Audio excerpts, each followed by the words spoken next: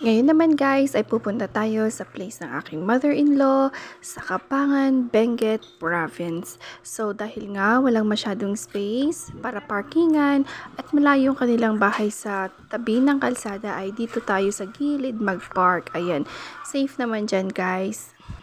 And ito na nga, pababa na tayo and yes, nakikita nyo yung bundok na yan.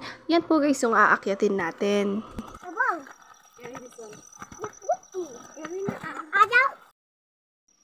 And ito nga yung place, yung gilid ng daan kung saan tayo nang galing. Diyan guys.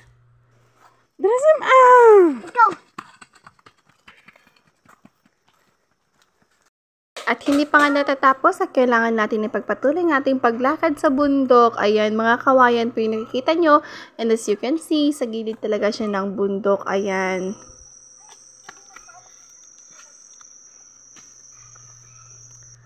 Naririnig nyo ba yung naririnig ko guys? Ayan, karaniwan na yan doon sa probinsya kung saan nanggaling aking mother-in-law. Makasasabi mo nga na probinsya pa rin siya pag may naririnig kang ganon.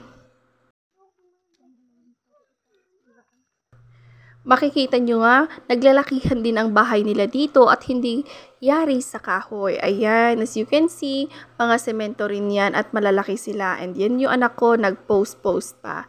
So, dito sa tabi ng daan ay garden po yung mga yan. Pero dahil El Nino, walang ulan, ay hindi nila nalagawang tamnan. Ayan yung mga bahay guys, magaganda sila, sementado at malalaki. At ito na nga yung daan natin. Ipagpatuloy lang natin maglakad hanggang dun sa tuktok. Let's go!